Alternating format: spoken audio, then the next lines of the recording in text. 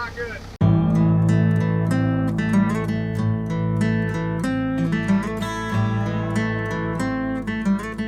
Have you ever had one of those wheeling trips where it just doesn't go like you planned? In your head, you've got a certain idea of what today is going to look like, and then you get there, and it just doesn't look like that at all. This video is a perfect example of that. What's up, guys? Today on Dirt Lifestyle, we're going to play a game called Dirt. My friend Franz and I came up with it.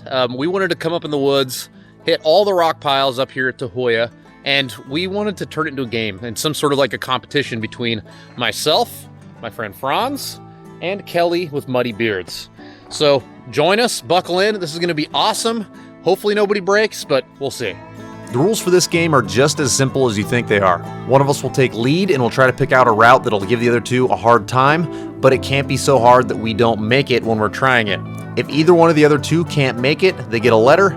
Once they spell dirt, they're out. But as the leader, if you pick out a route that's too difficult and you can't make it up yourself, then you get a letter. All right, gentlemen, who's going first? Franz? I'll do it. You want to go first? I'll do it. This is a pretty good one. I've had a time where I couldn't make it and I had a time where I could, so I know that this one's interesting. Your longer wheelbase is going to make it to where you're going to have an advantage or a disadvantage, depending on how you look at it. Yeah, an advantage if you go first. You can pick a line that favors a longer wheelbase. Yeah. It'll be interesting because, again, like my line will be either really easy for you or really hard for you. One of the two. Yeah. On how I hang it. We won't know until you get up here. Well, what do you think? You want to get started? Let's do it. Let's do it.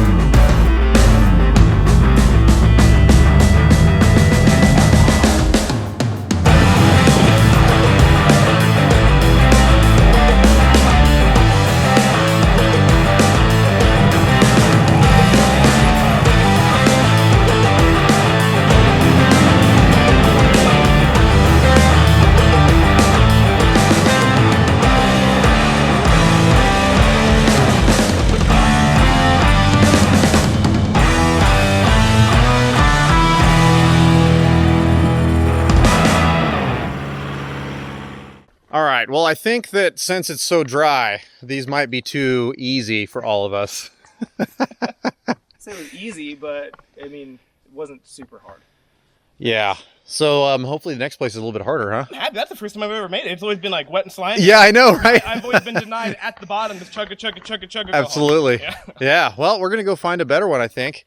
And I'll go next. How about that? Right. I'll go on Kelly, what's it called again? The Buggy line? Buggy Hill? Yeah, Buggy Hill. Let's go to Buggy Hill. Buggy Hill is a man-made obstacle in Tahoya State Forest. This is one of my favorites in this park because it's vertical, it's really wide, so there's a lot of opportunity to choose just how easy or how difficult you want to make your line. So there's a lot of variety, especially for a challenge like this. Yeah, the majority of everyone who usually does those. Oh yeah, this is a goodie. Short tires are 50%. I'm just going to come clean right now. I'm going to run the hardest line. Well, we knew that before we got there. And this, it's so hard to see in camera, but it's just holes. Perspective, hang on. I'm 7 feet tall, so. Yeah. There's a Franz in there. Frontal. So as you can see, there's holes. There's lots of holes to fall into. Black hole here, black hole there. That's the one that caught me up 3 weeks ago, because I couldn't get my left tire up and over that, so I was up there and I had to winch the rest of the way up. I've always cheated and took this middle line. I'm gonna do the I best can get up to. this way or right there. So here's the risk. The risk is, well, if I make it, that's awesome. I might be able to put some letters on the board for them.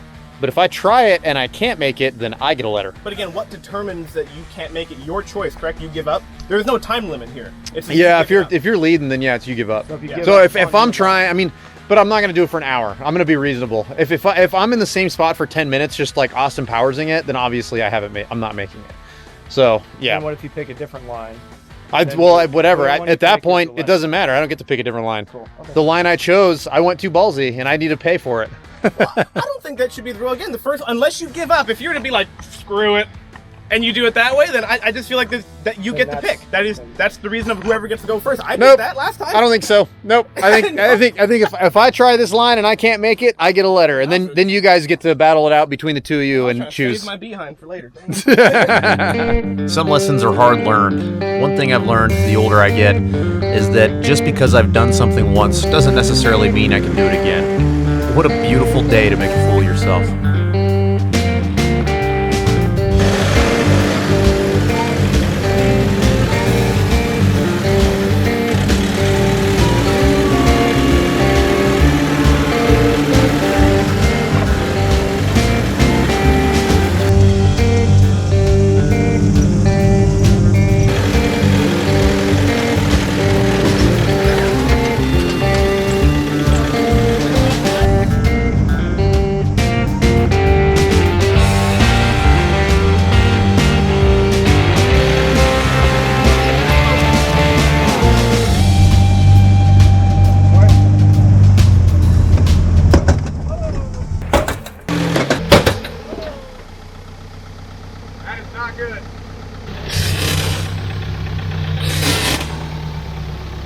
Oh no. Is it bound up right there? I don't know. We're gonna get out and look. I think I broke a shaft. Uh-oh, did the stickies finally claim a piece of drivetrain for themselves? I think so. Oh Let me no! land that bird. Hopefully it was the splines went ka-chunk. What's that sound? Am I losing air? Oh. I broke the rear locker. What happened, Nate?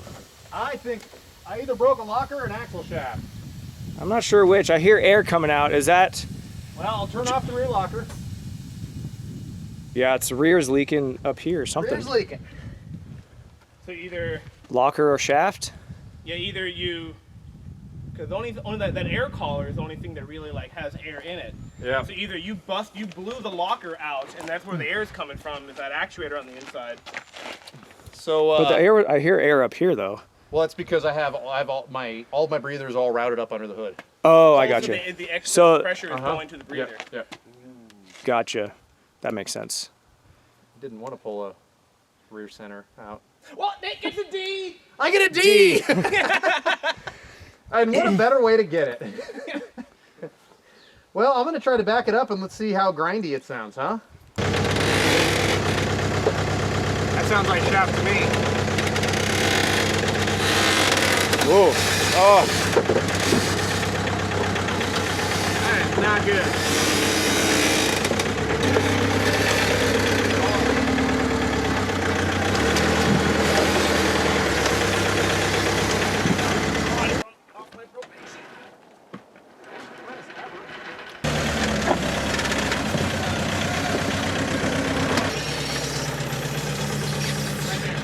What's the plan, boys? Are we who's going next I think by default it is Kelly's the turn. first one. Okay.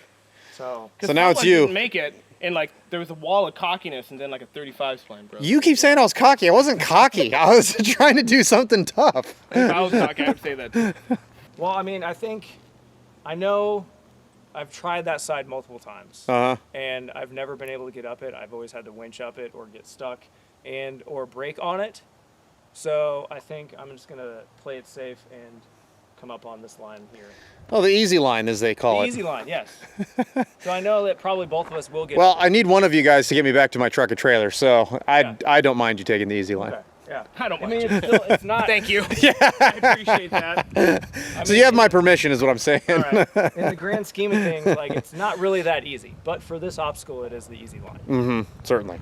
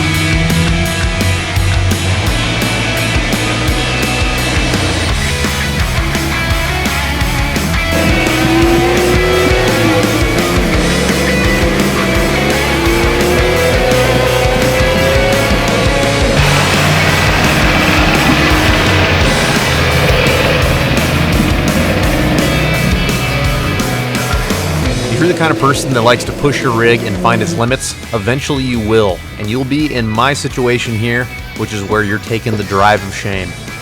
I don't let these types of situations ruin my day because I'm out here to push my vehicle to the limits.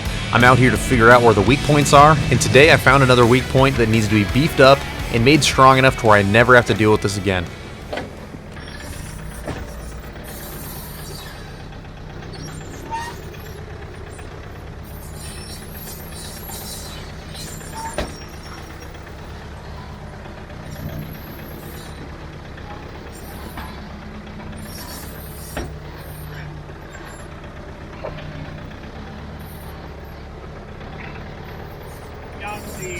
I can't believe we made it over that.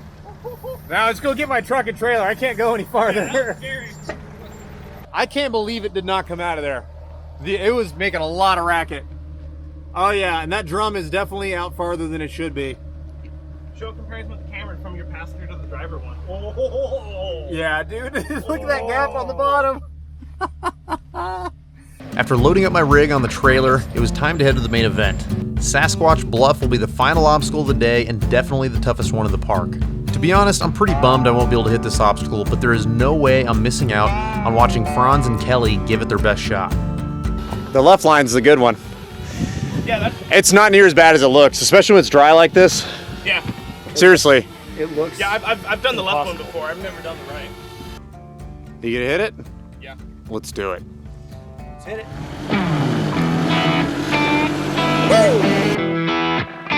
Alright. Well, I've been down so long that my mind can't get no rest. No, no. I've been down so long that my mind can't get no rest. No, no. This ain't easy, darling, 'cause the devil's on my trail. I've been running so long that my feet don't work no more. Oh yeah. I've been running so long that my feet don't work no more. Oh no. It ain't easy, darling, when the devil's on my trail. Oh yeah.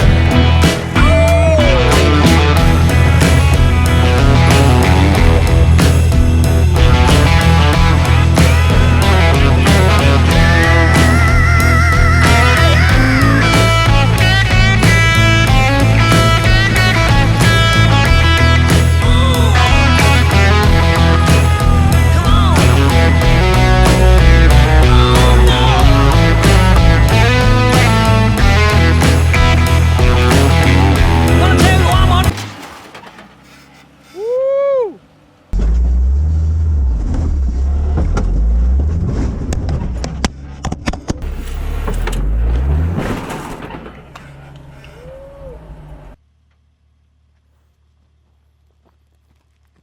Well, what do we think, guys? I think Franz won it, huh? Oh yeah, I agree. So at this point, we're just trying to get Kelly to a safe position. I want to try and get up there. I was gonna politely wait to bring that up. Not watch slow. Yeah, I figured now was a bad time. That's fine.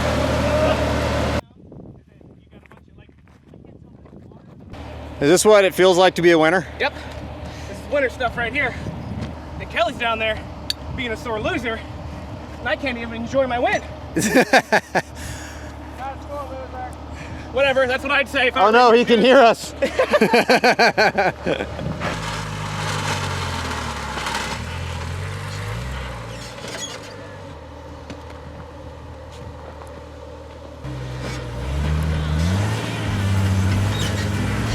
I can't say no more. No. I can't run, I can't hide. I can't stand no more. It looks like Team Toyota won the day, but I bet you're going to end up seeing a rematch at some point on this channel. After troubleshooting Kelly's leaky radiator, we decided to head back, load up on the trailers, and lick our wounds. I'm Today, I think Toyota's won. Yes. I agree. On camera. I'm okay with that. So what'd you guys think of this whole? I mean, it did not go as planned. Kind of weird. It was kind of weird, right? Planned at all. Yeah. I mean, But would you do it again if we went to Reader and we decided to do another game of Dirt? Would we do it again? I think Reader would be a better choice. There's more obstacles. There's way more closer obstacles. Together. Yeah. Yeah, I think it'd be a better choice than here. But this is a lot closer to us. Yeah. I think maybe next time we need a rematch at Reader. I'm down. All right. Well, thanks for joining me today, I'm the gentlemen. belt holder this time, though. Yeah. You're the belt holder. I'm the reigning champion right now. In fact, maybe if we start doing this regularly, we might need to get a belt. Actual belt for sure. Man, I if agree. I would have known there was gonna be, man, I would have came in with the Stone Cold Steve Austin music. And then like goosh goosh. Well, thanks for joining me today, gentlemen. Yeah, it was fun. And now I am going to warp this to my garage, and we're going to figure out what's wrong with my Jeep. This is obviously not how I normally end wheeling videos, but I know I'm going to get a bunch of questions about this. So I'm going to take a couple minutes. I'm going to show you guys what I've learned over the last couple days. First off, this is where all that noise is coming from, between this and the bearings, which are clearly extremely unhappy. So this is a semi-float rear axle. For those of you who are new, that means that it is the weight of the vehicle is being held on the axle shaft, whereas with a full float axle, you have a hub. This is from a 1-ton. You have a hub that holds the weight of the vehicle and it goes around this, and then the axle shaft only has to handle the load of the twisting force. So I've learned some things over the last few days that I'd like to share because I get questions on this stuff a lot. And the thickness of the Ford 9-inch 35 spline is pretty impressive. It's supposed to be 1.5, so 1.5 inches essentially, and that is right where we're at. Then you compare it to a factory 1-ton axle, and this Sterling 10.5 axle shaft, even though it's a 35 spline, same spline count, is almost the same thickness as a Dana 44. Very surprised to see that. So what I'm saying is that when you look at where the brake was, which is its thinnest point, which is where it gets around the splines, I would have the same result in this instance with a 1-ton axle as I did with the Ford 9-inch. However, I cannot get a harder axle shaft for the Ford 9-inch.